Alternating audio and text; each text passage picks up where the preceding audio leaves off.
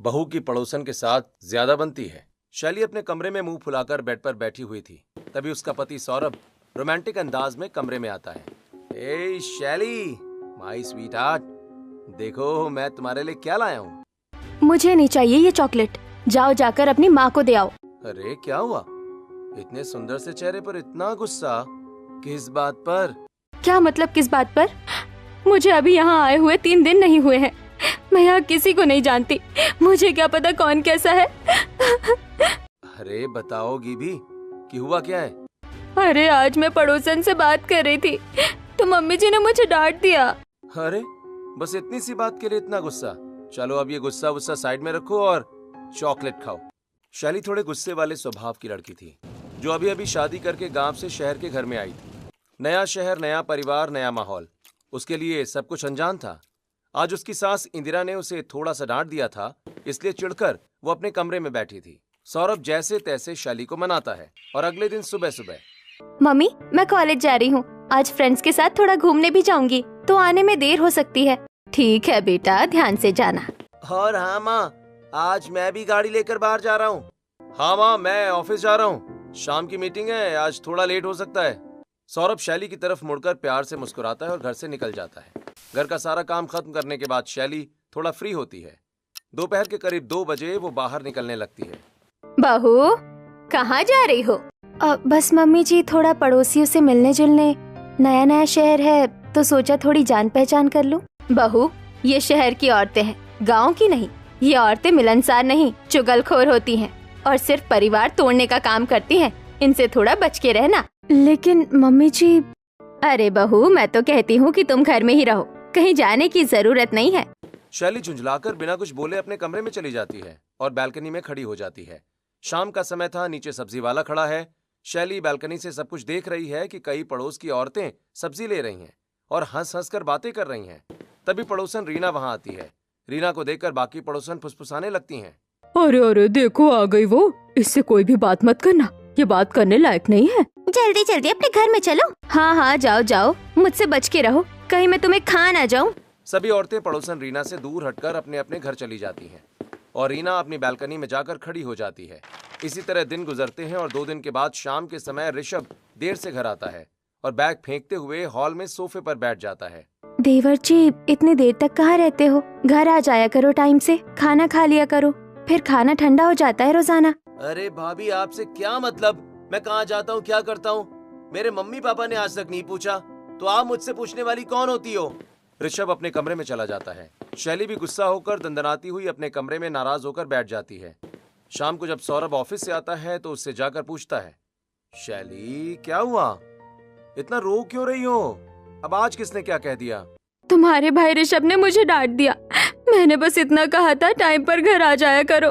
कभी तुम्हारी मम्मी डांट देती है तो कभी तुम्हारा भाई। शैली, तुम जानती हो ना वो कैसा है। वो चाहे जो भी करे तुम उससे कुछ मत कहा करो। हाँ, कोई रोक टोक मत किया करो। अरे मैं इस घर में रहती हूँ तो इस घर के हर सदस्य के बारे में जानने का मुझे भी अधिकार है ना? हाँ तुम्हारा अधिकार है, लेकिन सिर्फ मुझ पर और किसी पर नहीं। तुम मुझसे कुछ भी पूछ सकती हो, लेकिन किसी और से नहीं। तुम मुझे समझती हो और मैं तुम्हें। शैली सौरभ की बातों से गुस्से में आ जाती है और नाराज होकर बालकनी में जाकर खड़ी हो जाती है। उसी समय पड़ोस वाली रीना भी बालकनी में होती है। हाय, कैसी हो? हाँ मैं अच्छी हूँ, तुम बताओ तुम कैसी हो? मैं भी अच्छी ही हूँ। शैली रीना से बालकनी में बातें कर ही रही थी कि अचानक इंदिरा की तेज आवाज गूंजती है। बहू, बहू कहाँ हो? किससे बात कर रही हो? अरे माँ जी बुला रही हैं, जाओ बाद में बात करते हैं। शैली जल्दी से बालकनी के अंदर आ जाती है, जहाँ सोफे पर उसकी सास और ननद बैठी होती हैं। माँ जी बुलाया आपने? मैं बस बालकनी में खड़ी थी।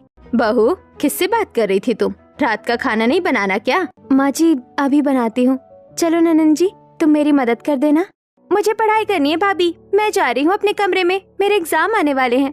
देखिए मम्मी जी ननन जी को ये मेरी मदद नहीं करवा सकती हैं। हाँ बेटा, उसके पेपर चल रहे हैं, उसको पढ़ाई करने दे, आज तू अकेले ही खाना बना ले। शैली गुस्से में चुपचाप किचन में चली जाती है और अकेले ही सारा खाना बनाकर तैयार करती है। कैसी जिंदगी है ये, मैं अकेले खाना बनाऊं, सबको खिलाऊं, सबकी सेवा करूं, लेकिन मेरी किसी को कोई परवाह नहीं है। शैली रोटी, दाल, सब्जी और चावल बनाकर डाइनिंग टेबल पर लगाती है। खाना लग गया है, सभी लोग आ जाइए, खाना खा लीजिए। सब लोग खाना खाते हैं। बाद में शैली अपने कमरे में जाकर लेट जाती है। उसके मन में देवर की बातें, सास की डांट, सब घूम रहा होता है। तभी शैली उठकर बालकनी में चली जाती है और रीना भी अपनी बालकनी में खड़ी थी। अरे हाय, तुम फिर आ गई। हाँ, नींद नहीं आ रही थी। वैसे तुम्हारा नाम क्या है? अरे हाँ, मेरा नाम रीना है। और तुम्हारा? शैली। बहुत अच्छा नाम है, शैली। तो शैली, तुम्हारी फैमिली में कौन कौन है? मेरे पति सौरभ हैं, सास ससुर ननंद और देवर हैं।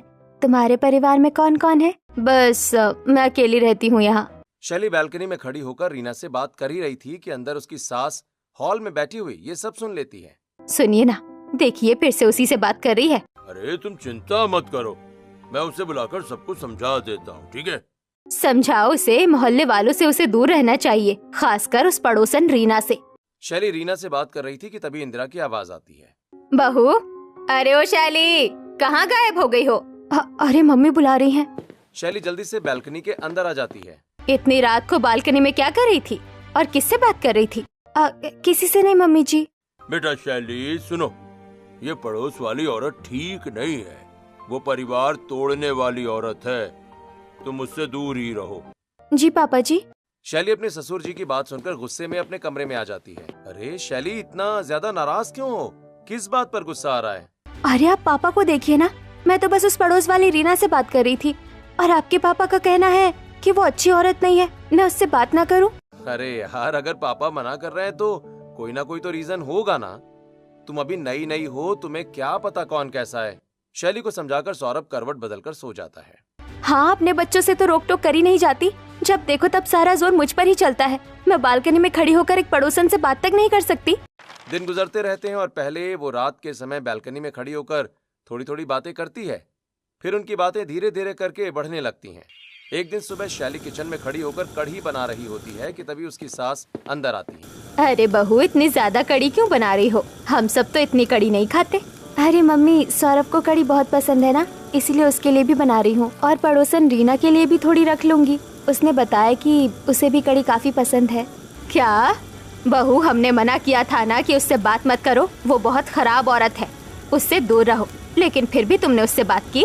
अरे मम्मी, वो बहुत अच्छी है, कितनी अच्छी बातें करती है, मेरी तो अच्छी दोस्त बन गई है। अच्छा, तो हमारे मना करने के बाद भी तुमने उससे बात की और दोस्त भी बना लिया? गलत बात है बहू तुम्हारी।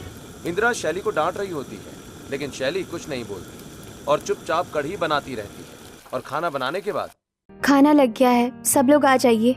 सब लोग खाना खाते हैं और सबके खाने के बाद शैली एक छोटे से बर्तन में कढ़ी निकालकर अलग रख लेती है। बहू, बहुत प्यास लग रही है, पानी ले आओ जरा। मम्मी, पानी आप ला कर दे दो ना पापा को, मैं बस ये देकर आती हूँ रीना को। ठीक है, मैं ले आती हूँ। उस दिन पहली बार शैली रीना के घर जाती है और उसे कढ़ी देकर बातें करने बैठ जाती है। शैली रीना को अपने परिवार वालों की बातें बताती है और देर शाम तक घर लौट कर आती है, जिसे देखकर उसकी सास उस पर गुस्सा होती है।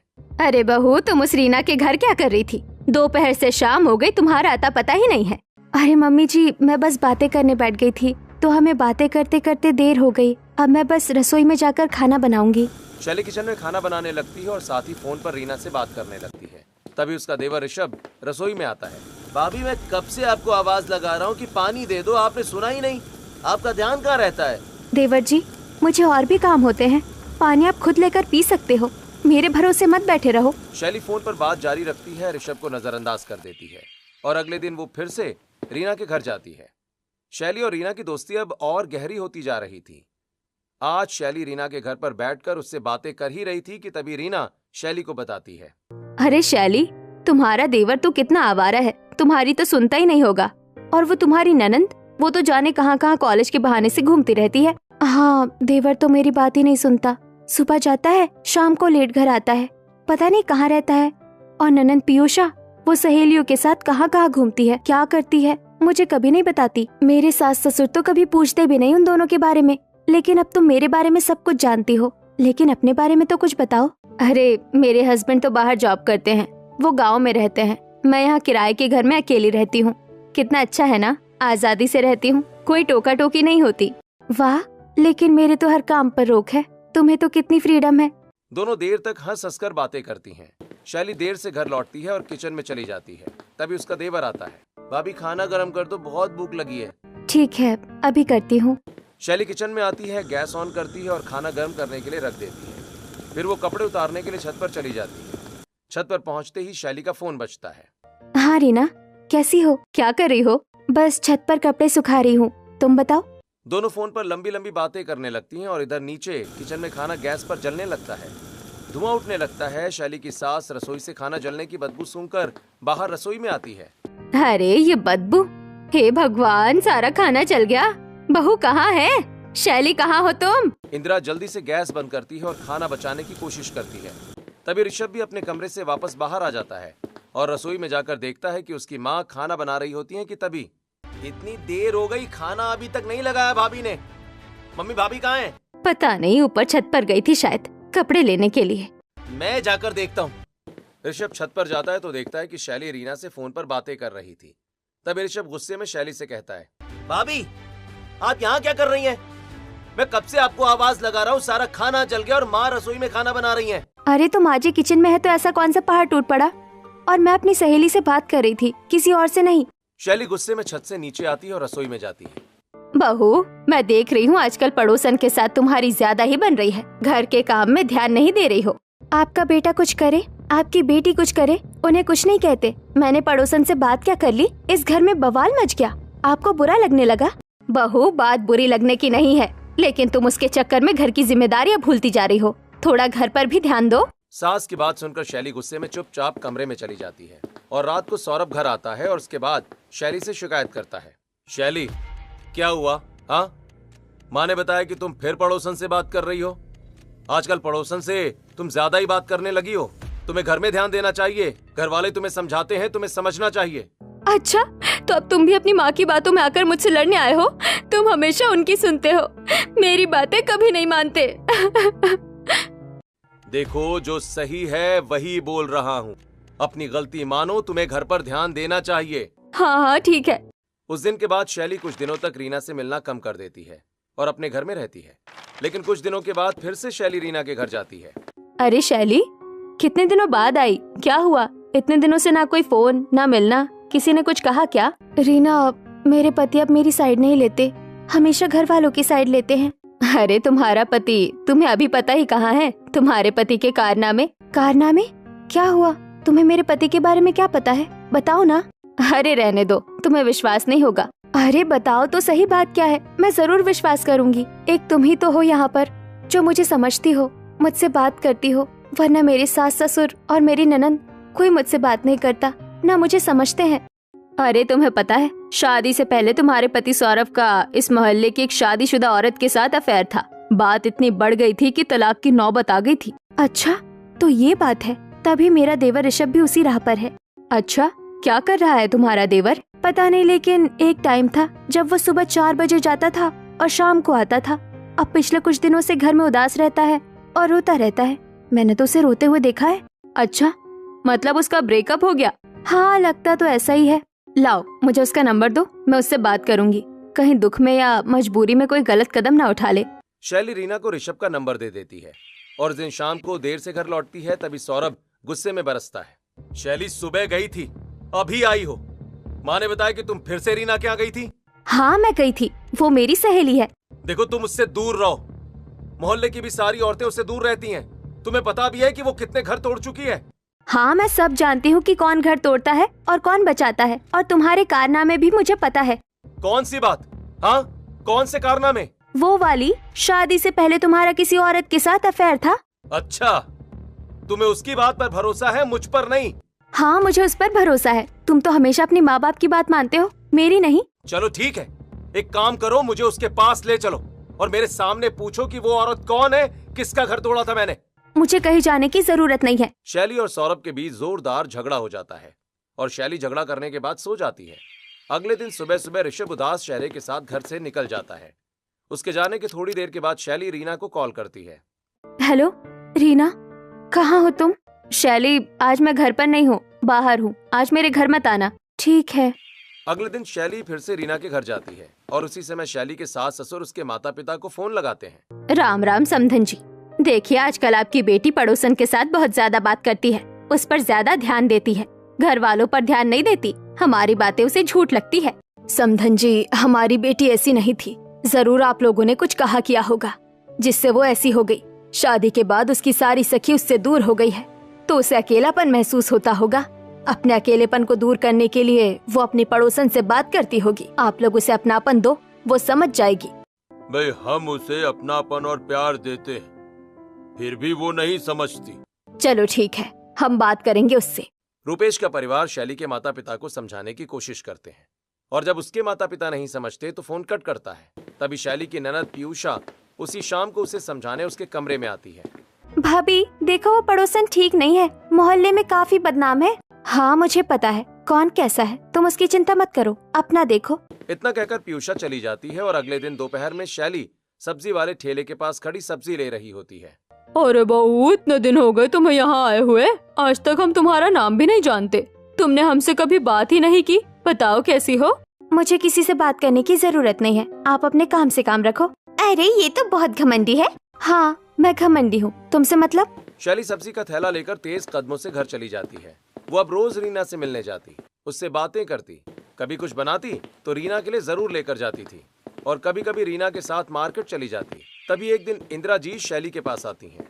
बहू जरा मेरे साथ मार्केट चलो, सामान लाना है। माँ जी मैं नहीं जा रही, मैं थकी हुई हूँ। शैली के बर्ताव से इंदिरा जी नाराज होती हैं और ऐसे ही दिन गुजरते हैं और तभी एक दिन पड़ोसन घर पर चीनी मांगने आती है। अरे शैली बेटा, मेरे घर पर चीनी खत्म हो गई है, मेहमान आए हुए हैं तो थोड़ी सी चीनी दे दो। शक्कर नहीं है हमारे घर में, जब देखो तब मांगने चली आती हो। तुम्हारे घर में क्या चीनी भी नहीं होती? शैली अब सभी से बेमतलब की छोटी मोटी लड़ाइयाँ करने लगी थी और मन मुटाव रखने लगी थी। एक दिन शाम को शैली बालकनी में खड़ी थी। ऋषभ आजकल सज धज कर कहाँ जा रहा है? पहले तो वो कितना उदास रहता था, रोता रहता था, अब अचानक पता नहीं कहाँ जा रहा है। शैली हैरान होती है और तभी रीना के घर चली जाती है, लेकिन रीना के घर के बाहर ताला लगा होता है। अरे ताला लगा हुआ है, आखिर ये रीना कहाँ चली गई? इसने मुझे बताया भी नहीं। शैली रीना को फोन लगाती है। रीना मैं तुम्हारे घर आई थी लेकिन ताला लगा है। अरे शैली मैं थोड़ी देर के लिए अपने ससुराल आई हूँ, बाद में बात करूँगी। शैली अपने घर लौट रही होती है तभी रास्ते में पड़ोस की एक औरत मिल जाती है। अरे शैली बेटा कैसी हो? आपको क्या मतलब मैं कैसी भी हूँ, अपने काम से काम रखो। अरे इतना घमंड किस बात का है तुम्हें? हाँ घमंड है तो तुम्हें क्या? इतना कहकर शैली गुस्से में घर चली जाती है। अगले कुछ दिन तक शैली अब अपने सास ससुर से बिल्कुल बात नहीं करती है, उनकी बिल्कुल इज्जत नहीं करती है। एक दिन उसके सास ससुर हॉल में बैठे होते हैं और इंदिरा शैली से एक गिलास पानी मांगती है। बहू एक गिलास पानी दे दो। मैं नहीं दे सकती, आप अपना काम खुद करो। अब क्या एक गिलास पानी के लिए भी आप मुझ पर निर्भर रहेंगे? अच्छा ठीक है बेटा, लेकिन तुम थोड़ी देर हमारे पास तो बैठ सकती हो ना? हाँ पापा जी जरूर। शैली रुपेश के कहने पर वहाँ बैठ जाती है, लेकिन उसके सामने रीना को फोन लगाकर बालकनी में चली जाती है और जोर जोर से बातें करने लगती है। तभी उसे देखकर हमारी बहू की पड़ोसन से आजकल ज्यादा बनती है, वो हम पर ध्यान ही नहीं देती। हाँ भाई, हम लोगों ने तो सारी कोशिश कर ली, लेकिन अब कर भी क्या सकते। एक तरफ शैली के सास ससुर परेशान होते हैं तो वहीं दूसरी तरफ। हाँ रीना, मेरा देवर पहले बहुत उदास रहता था लेकिन अब कितना खुश रहता है। अच्छा। दोनों फिर से घंटों तक बातें करती हैं और एक दिन शाम को ऋषभ घर से बाहर निकल रहा होता है। तभी शैली भी उसके जाने के बाद घर से चली जाती है और रीना उसे रास्ते में मिलती है। अरे शैली तुम? हाँ चलो तुम्हारे घर चलते हैं। शैली रीना के घर आती है, बातें करने लगती है। बातें करते करते रात हो जाती है, लेकिन शैली वापस नहीं लौटती और रात 9:30 बजे सौरभ ऑफिस से घर आता है। शैली कहाँ है? पता नहीं बेटा, शाम से गई हुई है। आज तो बहुत हो गया, आज इस रीना का नाटक खत्म करना ही पड़ेगा। अगर ये ऐसे ही पड़ोसन के टच में रही तो ये अपना घर बर्बाद कर लेगी। ये इसके बारे में कुछ भी नहीं जानती। चलो अब हम सब मिलकर बात करते हैं। सौरभ, इंदिरा और रूपेश तीनों शैली को ढूंढने रीना के घर की तरफ जाते हैं और गुस्से में दरवाजा खटखटाते हैं, लेकिन उससे पहले ही शैली घर से बाहर निकलकर छिपकर बाहर खड़ी हो जाती है। अरे कौन है? ऐसे दरवाजा क्यों पीट रहे हो? हमारी बहू शैली कहाँ है? आपकी बहू? यहाँ तो कोई नहीं है, जाओ जाकर अपने घर में देखो।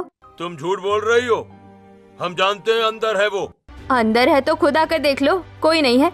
सौरभ और रूपेश अंदर घुसकर पूरे घर की तलाशी लेते हैं, लेकिन शैली कहीं नहीं मिलती। शैली बाहर खड़ी सबकी बातें चुपके से सुन रही थी। हे भगवान, शैली कहाँ चली गई? उसका फोन भी नहीं लग रहा है। हाँ बेटा, फोन स्विच ऑफ आ रहा है। अरे मेरा फोन तो डेड हो गया था। सभी घर वाले वहाँ से चले जाते हैं शैली भी उनके पीछे पीछे जाने वाली होती है कि तभी देखती है कि अचानक ऋषभ रीना के घर से निकलकर बाहर आकर खड़ा हो जाता है। अरे रीना, तुमने मुझे छिपाकर उनसे झूठ क्यों बोला? अरे अभी तो हमारे रिलेशनशिप की शुरुआत है ना, अचानक उन्हें बता दोगे तो बुरा लगेगा। अच्छा, चलो फिर अब मैं अपने घर चलता हूँ। ऋषभ मुस्कुराता हुआ रीना के घर से बाहर निकल जाता है। शैली चुपचाप खड़ी ये सब देख रही होती है कि तभी ऋषभ के जाने के बाद रुक जा बेटा, रुक जा, अभी तो मैं तेरे घर आऊंगी शादी करके, अभी तो शुरुआत है। शैली रीना की ये बात सुनकर हैरान रह जाती है। उधेड़ बुन में वो अपने घर वापस आती है और उस दिन के बाद शैली रीना की हकीकत का पता लगाने की कोशिश करती है और उसे फोन लगाती है। अरे रीना, तुम आजकल मुझसे बात क्यों नहीं करती? मिलती भी नहीं हो, कहाँ गायब रहती हो? अरे शैली, मैं आजकल सुबह ससुराल चली जाती हूँ। तुम ऋषभ से बात करती हो? नहीं, मैं तो तुम्हारे देवर से कभी मिली नहीं, फोन पर 1-2 बार बस बात की थी। ये झूठ क्यों बोल रही है? मैं जानती हूँ ये झूठ बोल रही है। शैली को अब रीना पर पूरा शक हो चुका था। शैली धीरे धीरे मोहल्ले की औरतों से रीना के बारे में पूछने लगती है। अरे बहू, वो रीना बहुत खराब है, अलग अलग लड़कों के साथ रहती है, अपने हिसाब से घूमती रहती है। उसका पति भी उसके गुणों के कारण बाहर जॉब करता है। इस फ्लैट को इसने हड़प लिया है, ये फ्लैट किसी और का है। शैली 1-2 बार ऋषभ को फोन पर रीना से बात करते हुए भी सुन लेती है। शैली के मन में अब रीना के बारे में सच्चाई धीरे धीरे खुलने लगी थी और एक दिन सभी परिवार वाले एक साथ हॉल में बैठे हुए थे कि तभी शैली सभी को सारी बात बताती है। ये सब मेरी गलती की वजह से हुआ, मैंने रीना पर भरोसा किया। ये तुमने क्या कर दिया शैली? हम बार बार मना करते रहे, फिर भी तुम नहीं मानी। बहू, तुमने घर की इज्जत का कचरा कर दिया। मुझे माफ कर दो माँ जी, मैं समझ नहीं पाई। देखो, अब देर मत करो, अभी हम उसे जाकर समझाएंगे, ऋषभ समझ जाएगा। पूरे परिवार वाले अब रीना के असली चेहरे को बेनकाब करने के लिए उसके घर पहुंचते हैं और रीना के घर के बाहर पहुंचकर खोलो दरवाजा, दरवाजा खोलो। अंदर से जब कोई जवाब नहीं आता तो सौरभ और रूपेश मिलकर दरवाजा तोड़ देते हैं। अंदर जाते ही ऋषभ कमरे से घबराया हुआ बाहर निकलता है। क्या हो रहा है? निकालो इसको बाहर। सब लोग रीना को बाहर खींच लेते हैं। कौन है यहाँ का मालिक? हाँ, इस फ्लैट के मकान मालिक को बुलाओ। लोग फोन करके मकान मालिक को बुलाते हैं और मकान मालिक के आने के बाद, अरे मैं तो खुद इसके जाल में फंस गया हूँ भैया, मेरा फ्लैट इसने हड़प लिया, ये तो मेरा घर भी हड़पने वाली थी। अरे लेकिन ये तो शादी करके मेरे घर आने वाली थी। गलती इसमें तुम्हारी या शैली की नहीं बेटा, इस लड़की की है। अभी से पुलिस के हवाले करो। सब लोग पुलिस को बुलाते हैं और रीना के फ्लैट हड़पने और धोखाधड़ी के बारे में बताते हैं। चलो मैडम, अब थाने चलो। रीना पुलिस के साथ चली जाती है और शैली अपने परिवार के साथ घर लौटती है। मुझसे गलती हो गई, मैं समझ नहीं पाई, मैं गुस्से वाली थी। आप लोगों की डांट मुझे बुरी लगती थी। जब मैं रीना से मिली, उसने चिकनी चुपड़ी बातें की तो मुझे अच्छी लगने लगी। मुझे लगा आप लोग गलत है, मैं उसकी बातों में आ गई और आज बहुत बड़ा कांड होने वाला था। देखो शैली, मैं इसीलिए बार बार बोलता था कि वो गलत है। तुमने हमारी बात नहीं मानी और इसी बात का उसने फायदा उठाया।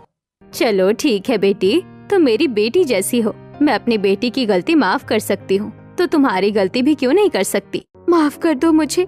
परिवार वाले शैली को माफ कर देते हैं। अब शैली परिवार को पूरा समय देने लगती है। पीयूषा, तुम्हारी पढ़ाई में कोई दिक्कत हो तो बताना। ठीक है भाभी। ऋषभ, खाना ठंडा ना हो, टाइम से खा लिया करो। जी भाभी। शैली अब किसी की लाइफ में बेमतलब इंटरफेयर नहीं करती थी और अब वो खुशी खुशी अपने परिवार के साथ रहने लगती।